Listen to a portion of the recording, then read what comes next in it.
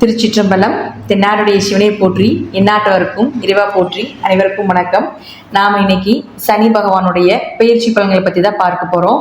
March மாதம் 2025 19ஆம் தேதி இரவு 9:44 சனி பகவான் சனிக்கிழமை உத்திரட்டாதி நட்சத்திர நாட்களில் மீனராசிக்கு பயிற்சியாகிறார். அதாவது கும்பத்திலிருந்து மீனத்துக்கு பயிற்சியாகி வருகிறார். ராகுவோட சேரப்போகிறார்.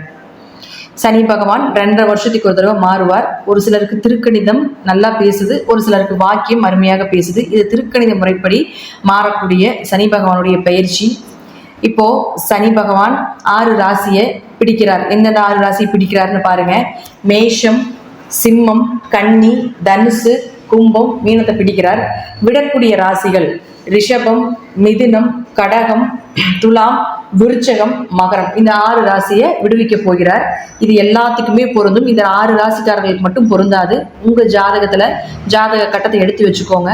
எடுத்து வச்சுட்டு இந்த நான் ஸ்டார் போட்டிருக்கக்கூடிய 6 கட்டங்கள்ல எந்த கிரகம் இருக்குதுன்னு நோட் பண்ணி வச்சுக்கோங்க. அது இந்த பிறவியில உங்களுக்கு என்ன கொடுக்க வந்திருக்கிறதோ, என்ன கொடுக்க வேண்டாம் அப்படின்னு இந்த பிறவியில இருக்கோ, அது எல்லாமே சனி பகவானுக்குள்ள லாக் ஆக போகிறார். அப்போ ஒரு கல் இருக்குன்னா அந்த கல்லை உளியை வச்சு உடைச்சு அதற்கப்புறம் தான் சிலையாக்கி நம்ம வழிபடுறோம். அதே போலதான் இந்த 6 ராசிக்குள்ள இருக்கக்கூடிய கட்டத்தில் இருக்கக்கூடிய கிரகத்தை, அந்த அழுக்கை சனி பகவான் வெளியேற்றி நமக்கு நல்லது கொடுக்க போறார். சனி பகவான் கெடுத்து கொடுக்கக்கூடியவர் அப்படிங்கிற உண்மை உண்டு. கெடுத்துதான் மறுபடி கொடுப்பார். எல்லாத்தையுமே நல்லது கெட்டது எல்லாமே அந்த மாதிரி தான் கொண்டு போவார். அப்ப அவர் கொடுக்கக்கூடியது நம்மளுடைய வாழ்க்கையில நிரந்தரமாக இருக்கும். சொத்துக்களாக இருந்தாலும் சரி, சொந்த பந்தங்களாக இருந்தாலும் சரி, எந்த விஷயமாக இருந்தாலும், உயிர் உள்ளது உயிரற்றது எதை கொடுத்தாலும் கெடுத்து கொடுப்பார். அது நிரந்தரமாக இருக்கும். சனி கொடுக்க யார் தடுப்பார்? அதே போல சனி கெடுக்க யார் கொடுப்பார் அப்படிங்கிறது இந்த வசனம் கண்டிப்பாக பொருந்தும் அப்படிங்கிறத நான் நம்புறேன். இப்போ ஒவ்வொரு ராசிக்கும் சனி பகவான் என்ன பண்ண போறார் அப்படிங்கிறத நம்ம முழுமையா பார்க்கலாம். அந்த கட்டத்துக்குள்ள இருக்கக்கூடிய கிரகங்களையே நான் உங்களுக்கு தனிப்பட்ட முறையில உங்க ஜாதகத்தை வச்சு அனலைஸ் பண்ணும் பொழுது தெளிவாக புரியும். அதையும் நீங்க பார்த்துக்கோங்க. விருச்சிக ராசிக்குண்டான சனி பகவானுடைய பயிற்சி பலன்கள் எப்படி இருக்கும் அப்படிங்கிறத நம்ம பார்க்கலாம். விருச்சிக ராசியை பொறுத்த வரைக்கும் பார்த்துட்டீங்கன்னா, உங்க ராசியில இத்தனை நாளா அர்த்தாஷ்டம சனியா உட்காந்துட்டு இருந்தார். வீடுனால பிரச்சனை, சொந்த பந்தத்தினால பிரச்சனை, ஒரு வீடு மாற்றணும், ஒரு வீடை விற்றோம், இடத்த விற்றோம், அல்லது வண்டி வாகனத்தை மாற்றணும், வண்டினால நிறைய செலவு, நிறைய பிரச்சனைகள் வந்துச்சு, ஊருப்பட்ட விரயங்கள் ஆகிப்போச்சு, பயணத்தில் நிம்மதி இல்லை, மனசே நிம்மதி இல்லைங்க. எங்கே தான் நிம்மதி இருக்கும்? அம்மானால பிரச்சனை, அல்லது அம்மாவுக்கு ஏதாவது ஒரு மருத்துவ செலவுகள், தாயை இழந்தவர்கள் கூட நிறைய பேர் இருக்கிறாங்க விருச்சிக ராசியில். இப்போ இதெல்லாமே 4ஆம் இடத்துல சனி பகவான் இருக்கும் பொழுது செஞ்ச ஒரு விஷயங்கள். இப்போ அவர் 5ஆம் இடத்துக்கு போறார். ஏன்னா அர்த்தாஷ்டம சனினா அதைத்தான் பண்ணுவார். அப்போ அவர் 5ஆம் இடத்துக்கு போறார் அடுத்தது. அப்போ 5ஆம் இடத்துக்கு போறப்ப என்ன செய்வார்? அப்போ உங்களை மொத்தமா டோட்டலா அர்த்தாஷ்டம சனி அவருடைய பார்வையிலிருந்து விலகிட்டீங்க. ஓரளவுக்கு நற்பலன்களை நிச்சயமாக கொடுப்பார். ஒரு செல்வத்தை கொடுப்பார். அதே போல குடும்ப ஒற்றுமை, குலதெய்வ வழிபாடுகள், கோவில் கட்டுமான பணிகள், குழந்தைகள்னால உங்களுக்கு இருக்கக்கூடிய பிரச்சனைகள் எல்லாமே விலகி குழந்தைகளுக்கு ஒரு நல்ல ஒரு அமைப்பு, அவர்களுக்கு செய்ய வேண்டியதெல்லாம் செய்யக்கூடிய ஒரு சூழ்நிலைகள். உங்களை பற்றி நிறைய கெட்ட பெயர்லாம் வந்திருக்கும் ஃபர்ஸ்ட். இப்போ அந்த கெட்ட பெயரெல்லாம் விலகி உங்களுக்கு ஒரு நல்ல பெயர், உங்களை யாரெல்லாம் தப்பாக நினைச்சாங்களோ அவங்க முன்னாடி தலை நிமிர்ந்து வாழக்கூடிய ஒரு அமைப்பு, இதெல்லாமே கொடுத்துருவார். இது இயற்கையாகவே உங்கள் ஜாதகத்தில் என்ன திசை, என்ன புத்தி, இதெல்லாமே நம்ம கணக்கு போடலை. இயற்கையாகவே இந்த படம் நிச்சயமாக நடக்கும். யாரெல்லாம் உங்களை அவமானப்படுத்தினாங்களோ, யாரெல்லாம் உங்களை கண்ணீர் விட வச்சாங்களோ, ஏன்னா நிறைய இந்த மாதிரி நான் சொத்து பிரச்சனையும் நிறைய நடந்து, வீடு பிரச்சனை, நில பிரச்சனைலாம் நடந்து உங்களுக்கு சரியாக கிடைக்காம போயிருக்கலாம். இதெல்லாமே நடந்துட்டு இருந்திருக்கணும் விருச்சிகத்துக்கு. அப்போது இதெல்லாமே விலகி ஓரளவு நல்ல பலன் கிடைக்கக்கூடிய அமைப்பாக இப்போ இருக்குது. அப்போ சனி 5ல் வரும்போது என்ன பண்ணுவார்னா, கொஞ்சம் குழந்தைகளுக்கு கொஞ்சம் படிப்பு ரீதியாக ஒரு மந்த நிலையை கொடுப்பார். கொஞ்சம் அவங்களுக்கு மட்டும் கொஞ்சம் கான்சன்ட்ரேஷன் பண்ணுங்க. அதே போல் பெரிய அளவுக்கு ப்ராப்ளமாக நம்ம எடுத்துக்கிறது என்னன்னு பார்த்துட்டிங்கன்னா, குடும்பத்துக்குள்ள 3ஆம் நபர்கள் மூலமாக பிரச்சனைகள் வரும். தேவையில்லாத குடும்பத்துக்குள்ள நீங்களே பேசி பிரச்சனையை முடிச்சிட்டிங்கன்னா ஒன்றும் இல்லை. 3ஆவது நபர் பஞ்சாயத்து பண்ணினாங்கன்னா பிரச்சனைகளை வரும், பிரச்சனைகளை கொடுப்பார். அவங்க மூலமா பிரச்சனை. அப்போ மற்ற நபர்கள் மூலமாக, உங்க குடும்ப ரீதியாக யாருக்கும் வராது, மற்ற நபர்கள் மூலமாக, உங்க சுற்றி இருக்கக்கூடியவர்கள் மூலமாகத்தான் இந்த 5ல் சனி இருக்கும் பொழுது ஏதாவது ஒரு பிரச்சனைகளை கொடுப்பார் அப்படிங்கிறத அமைப்பு. இது அனுபவ ரீதியாக எடுக்கக்கூடிய ஒரு பலன். அடுத்தது பாருங்க, இந்த ஸ்டார் போட்டிருக்கக்கூடிய 6 ராசி கட்டங்கள்ல உங்க ஜாதகத்துல என்னென்ன கிரகங்கள் இருக்குன்னு ஃபர்ஸ்ட் அனலைஸ் பார்த்துக்கோங்க. இப்ப பாருங்க, அங்க செவ்வாய் இருக்கார். ஃபர்ஸ்ட் செவ்வாய் 1 மற்றும் 6ஆம் அதிபதி. அவர் அங்க போய் இருந்ததுன்னா பெயர் புகழ் மதிப்பு, கொஞ்சம் ஆரோக்கிய குறைபாடுகள் இதெல்லாமே இருக்கும். கொஞ்சம் உங்களுடைய பெயர் புகழ் குறையும். யாருக்கு என்ன செஞ்சீங்களோ நல்லது அப்படிங்கிறது வாயை திறந்து சொல்லவே மாட்டாங்க. செஞ்சுட்டு வாங்கிக்குவாங்களே தவிர திருப்பி உங்களுக்கு அந்த நல்ல பெயரோ அதற்குண்டான ஊதியமோ எதுவுமே கிடைக்காது. அவமானப்படுத்தாம இருந்தாங்கன்னா சரி அப்படின்ட்டு வந்துருங்க. அப்போ அவரே செவ்வாய் இந்த 6 கட்டத்துக்குள்ள இருக்கும் பொழுது பெயரோ புகழோ கெட்டாலும் பரவாயில்ல, நோய் இல்லாம தப்பிச்சுக்கோங்க. நோயோ வம்பு வழக்குகளோ கடனோ இதெல்லாமே ஏற்படுத்தி கொடுக்கக்கூடிய ஒரு அமைப்பு வந்துடும். 6ஆம் இடங்கிறது வேலையாட்கள்னு சொல்றோம். அப்ப வேலையாட்கள் மூலமாக பிரச்சனை, உங்களுடைய தொழிலாளர்கள் மூலமாக, தொழில் செய்யக்கூடிய இடத்துல பிரச்சனை, உங்களுடைய முதலாளிகள் மூலமாக பிரச்சனை, ஏதாவது ஒரு வழியில நிம்மதி இல்லை வேலையில அப்படிங்கிறது ஏற்படுத்தி கொடுத்துருவார். இப்போ ஒருத்தர் அரசு வேலைக்கு ட்ரை பண்றீங்க, 6ஆம் இடங்கிறது அரசு வேலை, தேர்வு எழுதுறது, அரசு தேர்வு எழுதுறது 6ஆம் இடம். அப்போ எதிர்பார்த்த மார்க் கிடைக்காது, எதிர்பார்த்த வேலை கிடைக்காது, ஏனோ தானே ஒரு வேலையை அமைச்சு கொண்டு போறது இதெல்லாமே பண்ணிடுவார். அப்ப இதுலயும் கொஞ்சம் கவனமா இருந்துக்கணும். இந்த 6 ராசி கட்டத்துக்குள்ள செவ்வாய் இருந்தா. அடுத்தது குரு. இந்த 6 ராசி கட்டத்துல இருந்தா பணம் கொடுக்கல் வாங்கல் கண்டிப்பா பிரச்சனை வரும்.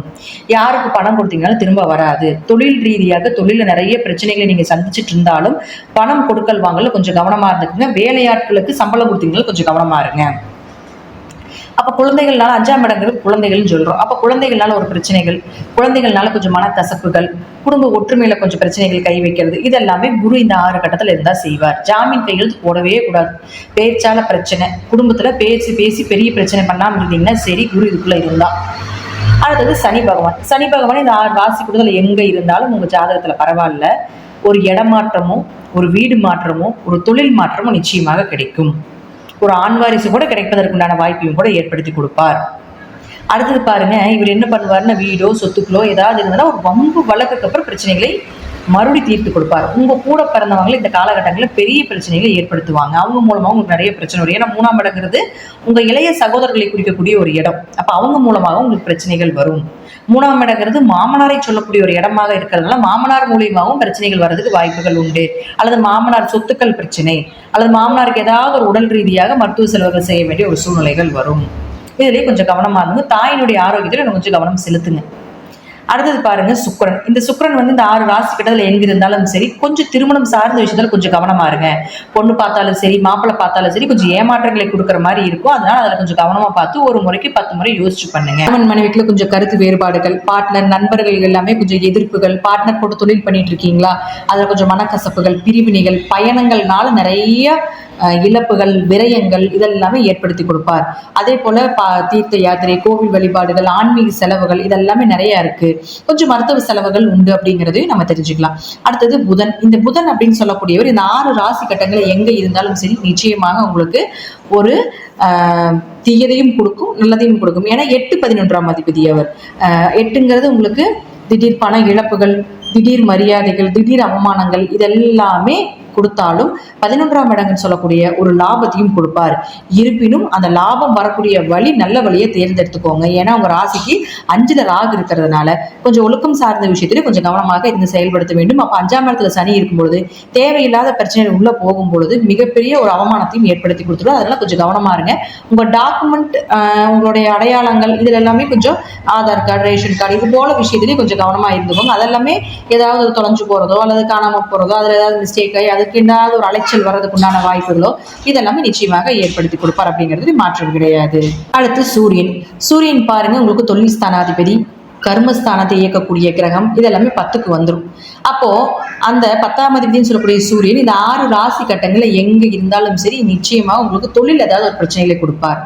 பெருசா இன்வெஸ்ட்மெண்ட் பண்ண வேண்டாம். தொழிலை நம்பி பெரியதாக இறங்க வேண்டாம். என்ன இருக்குது அதை கரெக்டா நீங்க கொண்டு போயிட்டீங்கனாலே பரவாயில்ல. அல்லது நான் இன்னொரு பிசினஸ் பண்றேன், இன்னொரு தொழில் பண்றேன், பார்ட்னர் போட்டு நான் இன்வெஸ்ட்மெண்ட் பண்றேன் அப்படிலாம் பண்ணினீங்கன்னா இந்த சூரியன் இந்த 6 ராசி கட்டத்துக்குள்ள இருக்கிறவங்க கண்டிப்பா பண்ணக்கூடாது. பண்ணினா நஷ்டத்தை சந்திக்க வேண்டிய ஒரு சூழ்நிலைகளை நிச்சயமாக ஏற்படுத்தி கொடுத்து விடுவார். அதே போல ஏதாவது ஒரு கர்மால கலந்துக்க வேண்டியது, ரொம்ப நெருங்கின உறவுல ஏதாவது கர்மா நடப்பதற்குண்டான வாய்ப்புகள் இதெல்லாமே உண்டு. ஸோ இதுலயும் கொஞ்சம் கவனமாக இருந்துக்கோங்க அப்படிங்கிறது உண்மை. அடுத்து பாருங்க, இப்ப நம்ம இது எல்லாமே இந்த கட்டத்துல இதெல்லாம் இருந்தாலும் நம்ம சொல்லியாச்சு. அரசியல் சார்ந்த துறையில் இருக்கக்கூடியவர்களுக்கும் ஓரளவுக்கு நற்பலன்களை கொடுக்கக்கூடிய ஒரு அமைப்பு, மக்கள் கூட்டத்தை கூட்டக்கூடிய ஒரு அமைப்பு இதெல்லாமே உண்டு. சினிமா துறை, கலைத்துறையில் இருக்கக்கூடியவருக்கு பெயர் புகழ் மதிப்பு, நல்ல பட வாய்ப்புகள், நிறைய ஸ்டேஜ் ஏற வேண்டிய சூழ்நிலைகள் இதெல்லாமே கொடுப்பாங்க.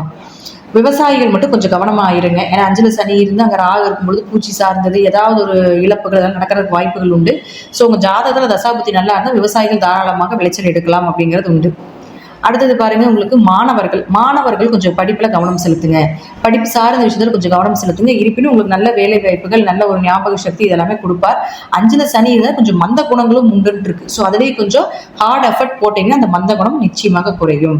இதெல்லாமே நான் சொல்லக்கூடிய கருத்துக்கள் தசாபுத்தி படி ஜாதகத்துல மாறலாம். நன்றி. மீண்டும் ஒரு நல்ல பதிவில் சந்திக்கலாம். திருச்சிற்றம்பலம், தில்லையம்பலம், ஸ்ரீ நரசிம்ம தொடிலே சரணம்.